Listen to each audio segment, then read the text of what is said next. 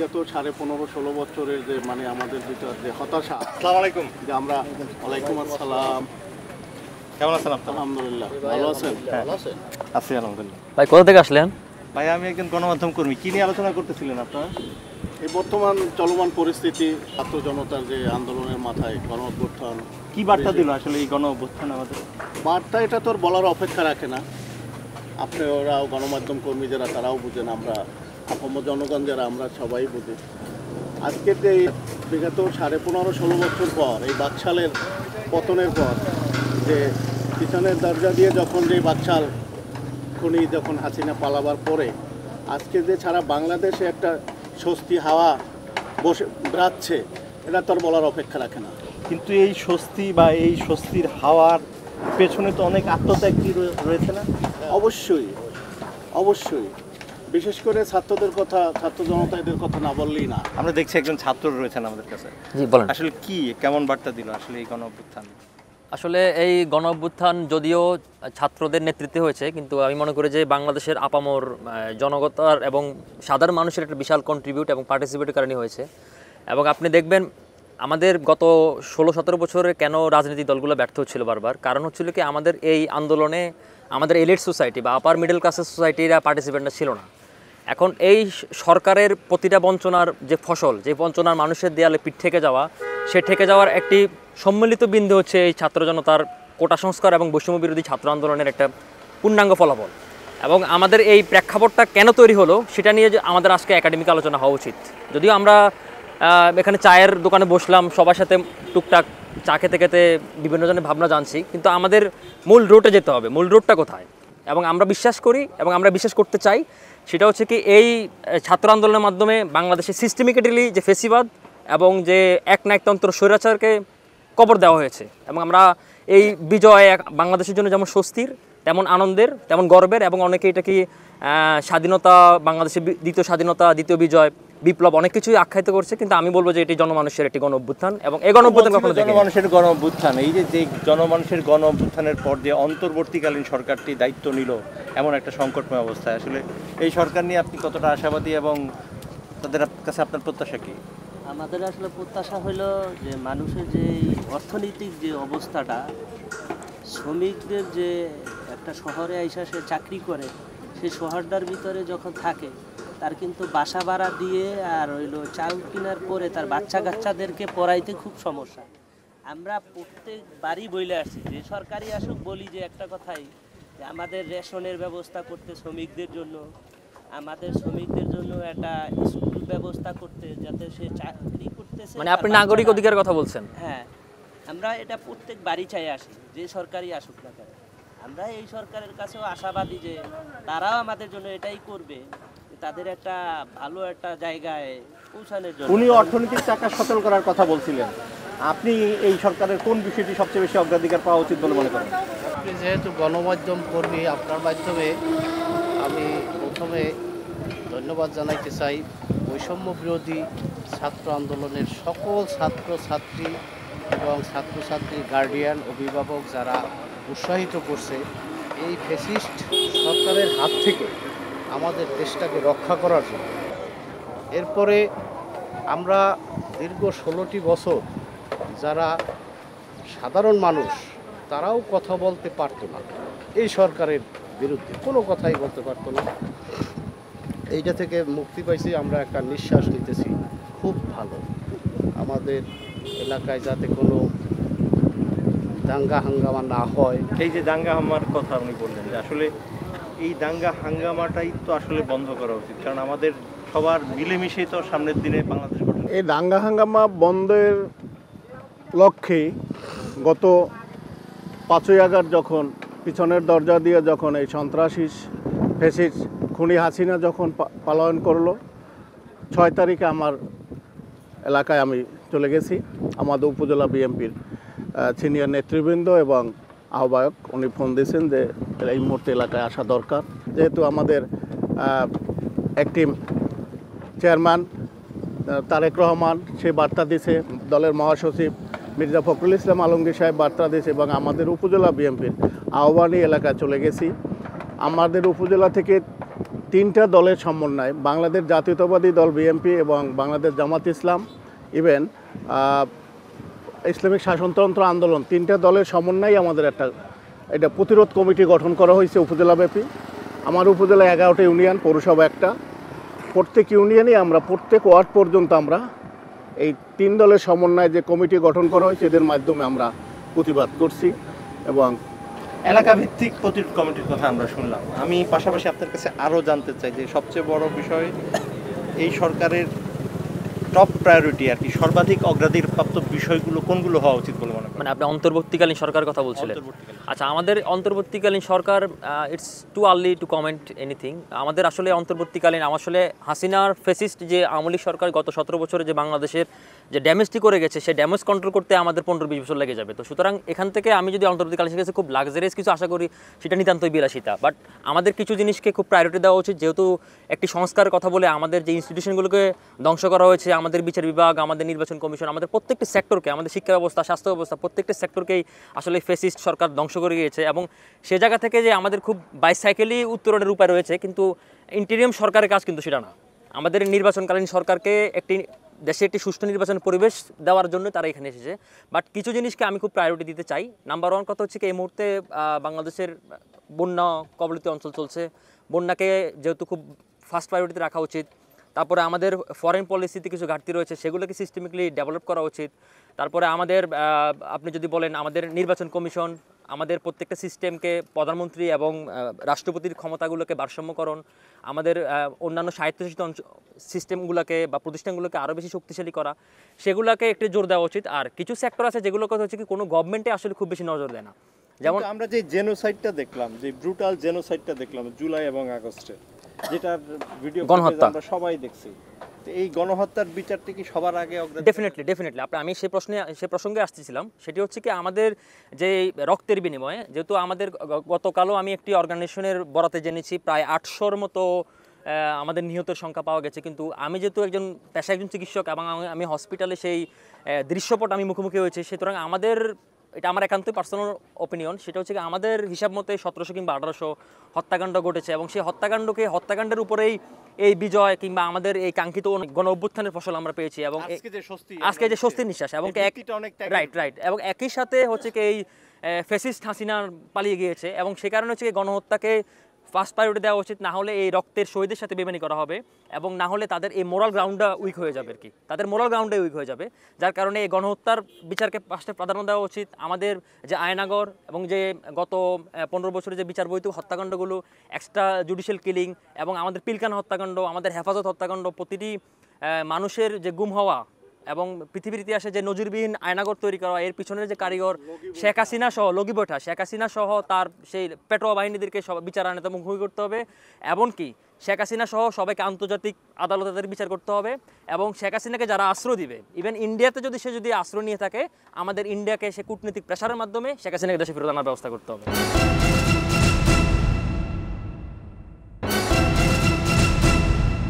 এই যে আপনার কাছে আমার প্রশ্ন, এই যে অন্তর্বর্তী সরকার যে ক্ষমতাটা নিল, এই অন্তর্বর্তী সরকারের যে প্যানেল আমরা দেখছি, এবং এই মুহূর্তে তো বাংলাদেশের যে ভাবমূর্তির সংকট, এই ভাবমূর্তির সংকট থেকে উত্তরণের ক্ষেত্রে ডক্টর ইউনূস তো হচ্ছে আমাদের বেস্ট অ্যাম্বাসেডর হতে পারে।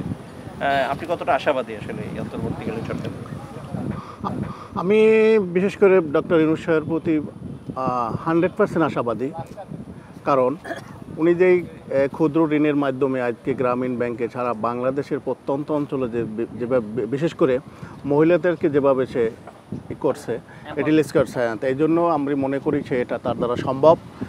আর এই যে অর্থটা লুট করে তারা 18 লক্ষ হাজার কোটি বা মেবি তার উপরে এরকম একটা রিপোর্ট গতকালকের পত্রিকায় পাওয়া গেছে। তো এই টাকা যতটুকু সম্ভব এই টাকাটা কূটনৈতিক কিসের মাধ্যমে, যেহেতু বাংলাদেশ থেকে কূটনৈতিক চ্যানেলে বাংলাদেশে ফেরত আনা। আর আমাদের একটা পদ্ধতি আছে, আমরা অতীতে দেখেছি যে মিউচুয়াল লিগ্যাল অ্যাসিস্ট্যান্সের মাধ্যমে কিন্তু একটা রাষ্ট্র থেকে আরেকটা রাষ্ট্র টাকা ফেরত আনা যায়। এবং অতীতে সেই নজির কিন্তু রয়েছে। ডেফিনেটলি আপনি যদি বলেন কূটনৈতিক আমাদের যে উনি যে তথ্যটা দিয়েছে, আমাদের এই মুহূর্তে টোটাল ঋণের পরিমাণ হচ্ছে 18 লক্ষ কোটি টাকা, এবং এই সরকারের আমলে বৈধভাবে বা হচ্ছে কি এখন পর্যন্ত লিগেল ওয়েতে 11 লক্ষ কোটি টাকা পাচারের তথ্য পাওয়া গেছে। এবং গতকালই বা কিংবা তার আগের দিন সেটা হচ্ছে জাপান অ্যাম্বাসেডারের সাথে ডক্টর ইউনুসের একটা মিটিং হয়েছে, সেখানেও টাকা ফেরত আনার কথা বলা হয়েছে। সারা কুক ব্রিটিশ হাইকমিশন ওনার সাথে একই কথা বলা হয়েছে, এবং আমরা আশাবাদী এই টাকাগুলো ব্যাক আনা হবে। এবং এছাড়াও সরকারের যে পেটোয়া বাহিনী কিংবা তার ব্যুরোক্রেসি, আমলা, পুলিশ এবং তার যে অলিগার্কি সমাজ, তার যে অলিগার্কি সোসাইটি এবং অলিগার্কি সোসাইটির মাধ্যমে যে অবৈধ সম্পত্তির আপনি দেখবেন এক একজনের, তার পিয়নের 400 কোটি টাকা সম্পদ, হেলিকপ্টার ছাড়া সে যায় না কোথাও, কিংবা তার শত শত বাড়ি, ডিবি হারুনের, বেনজির আহমেদের, আপনি মানে গুণী শেষ করতে পারবেন না। তো এদের এই সম্পত্তিগুলোকে বাজেয়াপ্ত করা এবং তারা যে বিদেশে পাচার করেছে সেই পাচারকৃত অর্থ ফেরত আনা। এবং আপনি দেখবেন রেহানার কন্যা টিউলিপ, সে ওখানকার একজন এমপি, ব্রিটিশ একজন এমপি, কিন্তু তারও যে বাড়ির রিপোর্ট পাওয়া গেছে সেটিতেও অনেক দুর্নীতির রিপোর্ট পাওয়া যাচ্ছে এবং সেটিতে হিসাব বসে দিতে পারছে না। সুতরাং আপনি বুঝতে পারছেন তারা কি পরিমাণ টাকা লুটপাট করেছে এবং সেই লুটপাটের সংখ্যাটা এতটা পরিমাণ বিশাল। সুতরাং ব্যাংকগুলো দেউলিয়ার পথে, এবং এক আলামের হাতেই 9টি ব্যাংক দেউলিয়া, এবং আমাদের ব্যাংকগুলার টাকা ছাপাতে এত পরিমাণ মুদ্রাস্ফীতি করেছে। সেখানে হচ্ছে কি বাংলাদেশ ব্যাংকে যিনি গভর্নর হয়েছেন, নতুন যিনি অর্থ উপদেষ্টা হয়েছেন, তিনি বলেছেন টাকা আর কোনোভাবে ছাপা যাবে না। একদমই সেম কথা আর কি। তো এখন হচ্ছে আমাদের মূল ক্রাইসিস, এই অন্তর্বর্তীকালীন সরকারের জন্য সবচেয়ে বড় চ্যালেঞ্জিং সময়টা হচ্ছে কি আমাদের ইকোনমিক স্টেবিলিটিটা। ইকোনমিক স্টেবিলিটি বজায় রাখলে হচ্ছে কি আমাদের এই সরকারের সংস্কার করতে তার পর্যাপ্ত পরিমাণ সময় পাওয়া যাবে। এবং এই ইনক্লুসিভনেস যে গভর্নমেন্টটা হয়েছে, আমি আশাবাদী এর মধ্যে একটা রাষ্ট্র তো আর আসলে 17-18 জন 20 জনের গভর্নমেন্ট না, একটা রাষ্ট্রের মূল কাঠামোই 500-1000 জন বিভিন্ন সেক্টরে বিভিন্ন মানুষকে এম্পাওয়ার করতে হয়। এবং আমরা যে জিনিসটা সবসময় এখানে কারিশমেটিক জিনিস দেখেছি সেখানে হচ্ছে কি তরুণ এবং প্রবীণের একটা মিশেল, এবং সেই মিশেলের কারণে এবং তারুণ্যের মিশেল, এবং সেই মিশেলে আমি আশা করবো যে এরকম বিভিন্ন পজিশনে আরও পরিমাণে এক্সপার্টাইজকে নিয়োগ দেবে, যাতে হচ্ছে কি আমাদের এই অর্থনৈতিক সংস্কারটা খুব দ্রুততম হয়, অর্থনৈতিক স্টেবিলিটি তৈরি হয় এবং মানুষের কাছে যে টাকা নেই এবং মানুষের হাতে টাকা পেলাম। সূত্র ধরে আপনার কাছে জানতে চাই যে এই যে অর্থনৈতিক স্টেবিলিটি যদি আনতে হয়, অর্থনৈতিক চাকাকে যদি গতিশীল করতে হয়, সেক্ষেত্রে তো ব্যবসায়ীদেরও আস্থায় আনতে হবে এবং ব্যবসায়ীদেরও তো আসলে সেই অনুকূল পরিবেশটা দিতে হবে। হ্যাঁ, আপনার মাধ্যমে আমি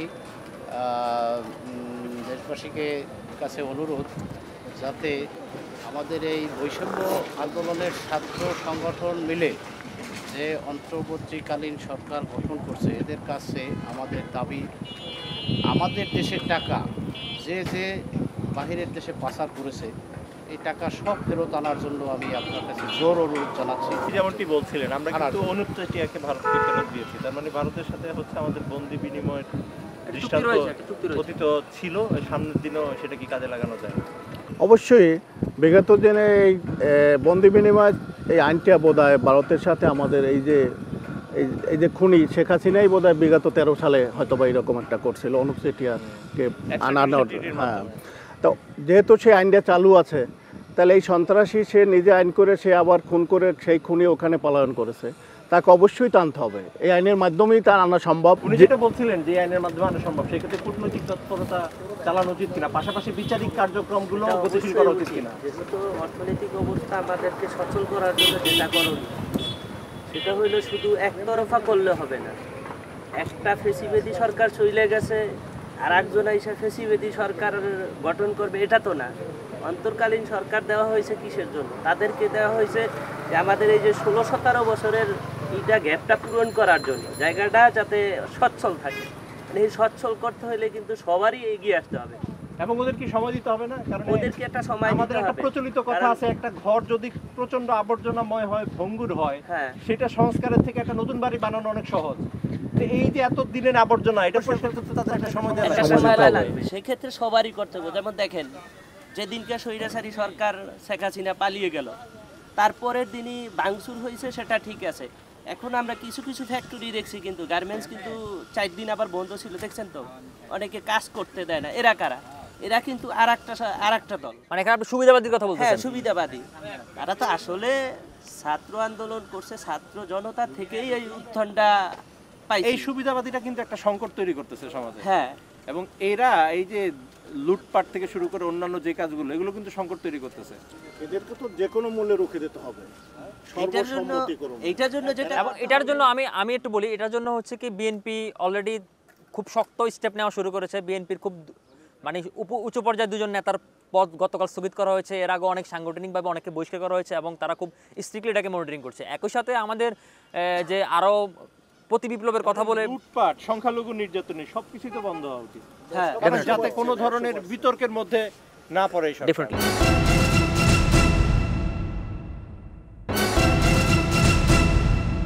এই সরকারের জন্য সবচেয়ে চ্যালেঞ্জ হচ্ছে কি তরুণদের এগিয়ে আসা দরকার না? অবশ্যই তরুণরা তো এখন মাঠে আছে, তরুণরা এখন মাঠে আছে এবং বৈষম্য বিরোধী ছাত্র আন্দোলন তারা ঘোষণা দিয়েছে এই বিপ্লব আমাদের প্রাথমিক বিজয় মাত্র, আমাদের চূড়ান্ত বিজয় হওয়া পর্যন্ত ছাত্ররা মাঠে থাকবে এবং এই আন্দোলন চলমান। আর বিপ্লব সবসময় একটি ধারাবাহিক প্রক্রিয়া, এটি কোনো শেষ হয় না।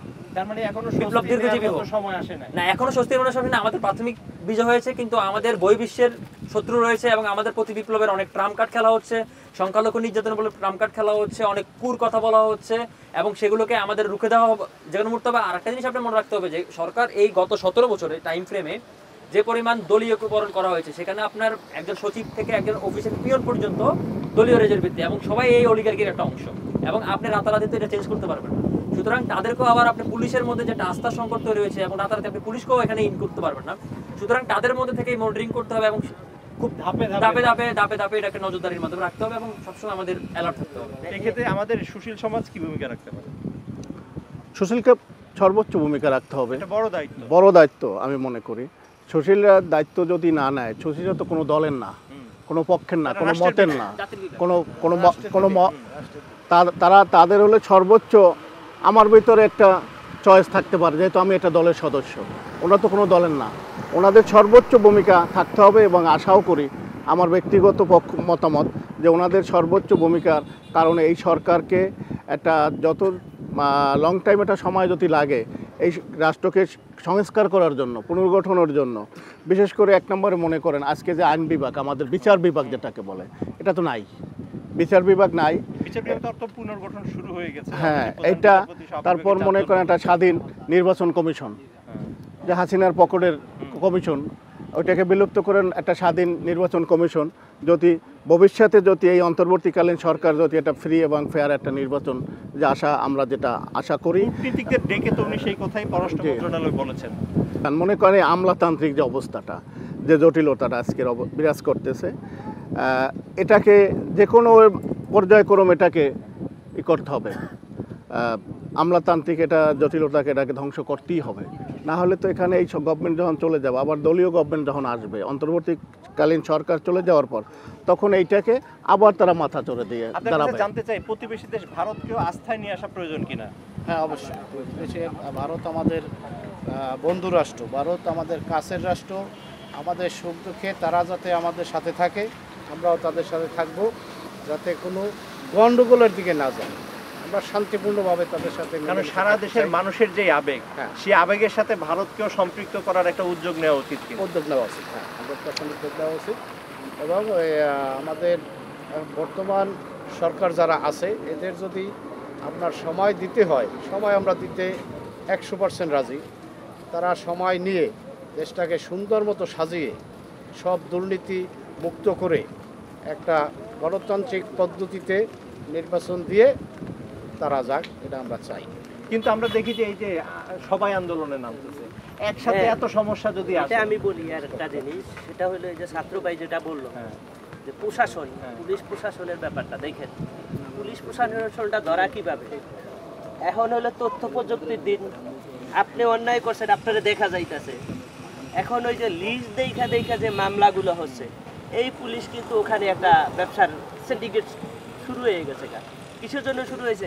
ও তো মানে আপনি অপরাধী, আপনি অপরাধ করছেন, সেটা তো তথ্য প্রযুক্তিতে দেখাই যায়। এখন তো আর পলানের সুযোগ নেই, সেটা না কইরা কি করা হচ্ছে, লিজ দইরা এবার এসে সবারে মামলা দেওয়া হচ্ছে, সবারে মামলা দেওয়া। ওই জায়গাটায় কিন্তু পুলিশ আপনার কথাই আবার শুনবে, এই সরকারের কথা শুনবে। আবার যখন এই সরকার চলে যাবো, তাইলে আর এক সরকার আসবো, তার কথা শুনবো, ওখানেও তারাও কিন্তু একটা নীরব।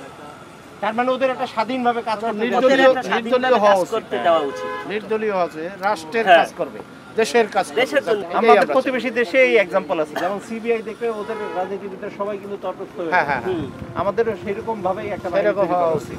তবে আমাদের দেশের পুলিশের যে বর্তমান যে পজিশন, বিগত দিনেও ছিল, বিশেষ করে এই শেখ হাসিনার আমলে যেটা হয়েছে, এদেরকে আর মানে সঠিক লাইনে সঠিক জায়গায় আনা যাবে কি না এটা আমার কাছে মানে আমার বোধগম্য মনে হয়। আচ্ছা, আমরা আশাবাদী হতে চাই। একটু বৃষ্টি হচ্ছে, আমরা জানি যে সারা দেশে অতিবৃষ্টির কারণে কিন্তু ভয়াবহ বন্যা দক্ষিণ পূর্বাঞ্চলে 8টা নদী বিপদসীমার উপর দিয়ে পানি প্রবাহিত হচ্ছে। এমন একটা পরিস্থিতিতে নৌবাহিনী এবং সেনাবাহিনী তারা উভয়ই কিন্তু নেমেছে উদ্ধার কার্যক্রমে এবং ত্রাণ তৎপরতার কাজে। আমাদের সাধারণ নাগরিকদের কি করণীয়?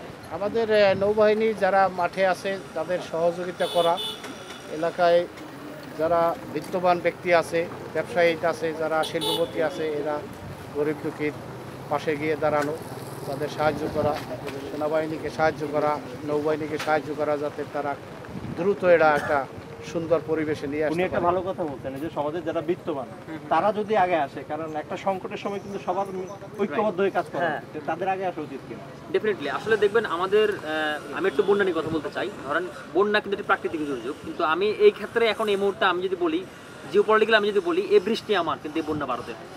ধরেন বৃষ্টি আমার, বন্যা ভারতের। কারণ হচ্ছে কি, আপনি দেখবেন কারণ হচ্ছে কি, আমাদের এই বৃষ্টি আগেও হয়েছে, এই বৃষ্টির মৌসুমিটা ঠিক আছে, কিন্তু রাতারাতি আপনার বিপদ সীমার 70 সেন্টিমিটার 80 সেন্টিমিটার উপরে পানি প্রবাহিত হবে, এটা খুবই অকওয়ার্ড জিনিস। আপনি দেখবেন আমাদের দক্ষিণ পূর্বাঞ্চল, আমার বাড়ি যেখানে, সেখানে আমি কখনো এরকম বন্যা দেখিনি। 2004 সালের বন্যাতে এত প্লাবিত হয়নি। রাতারাতির মধ্যে আপনি বিপদ সীমার পানি উঠে গেছে। নোয়াখালী, কুমিল্লা, ফেনীতে ভয়াবহ। ফেনীতে 2 তলার সমান পানি উঠে গেছে, মানুষ হচ্ছে কি আশ্রয় পাচ্ছে না। এবং আপনি যেটা বলছেন সেটাতে সবচেয়ে বড় চ্যালেঞ্জের মুখে এখন এই অন্তর্বর্তীকালীন সরকার পড়ছে। ক্ষমতা নেওয়ার মাত্র 15 দিনের মাথায় তাদের এরকম একটা চ্যালেঞ্জের মুখে পড়তে হয়েছে। এবং এই সরকার যেহেতু একটা সিভিল সোসাইটি সরকার, এবং তারা যখন কখনো সরকার পরিচালনা করেন রাজনীতি সরকার না, এবং তাদের বন্যা মোকাবেলা করার কোনো অভিজ্ঞতা নেই, সে জায়গা থেকে ধরেন আমাদের এই ওদেরকে সাহায্য করার জন্য কিংবা মানুষদেরকে আত্মমানবতা শূন্য সাহায্য করার জন্য সিভিল সোসাইটি হতে আমাদের সকল শ্রেণীর মানুষকে আসলে এগিয়ে আসা উচিত। ও বলতেছে আত্মমানবতার সেবায় সবাইকে এগিয়ে আসা উচিত। পাশাপাশি ওর একটা ইঙ্গিত করতে, সেটা হচ্ছে ওই রৌমারির যে গেটটা, সেটা তিস্তা গেট, সেই বিষয়টা কি আপনি? ফারাক্কার বাঁধ আসলে ওরা ইচ্ছাকৃতভাবে ছেড়ে দেওয়ার কারণে আমাদের প্রতি বছরই ওরা একটা মানে দেশের জন্য একটা ক্ষতি করে এটা বন্যা। সে যেটা বলছে যে বৃষ্টি তো আসলে আমাদের হবে, এটা দুর্যোগের ভিতরে, এই যে বন্যাটা বিগত দিনে আমরা এরকম দেখে আসছি যে ওরা যে সময়টা আমাদের পানি দরকার সেই সময়টা কিন্তু ওরা পানি দেয় না, কিন্তু যেটা দরকার না সেই সময়টা ওরা কিন্তু এটা করে।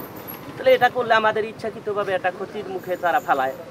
প্রতিকূল একটা পরিবেশ তৈরির চেষ্টা একটা শঙ্কা করতেছে অনেকে।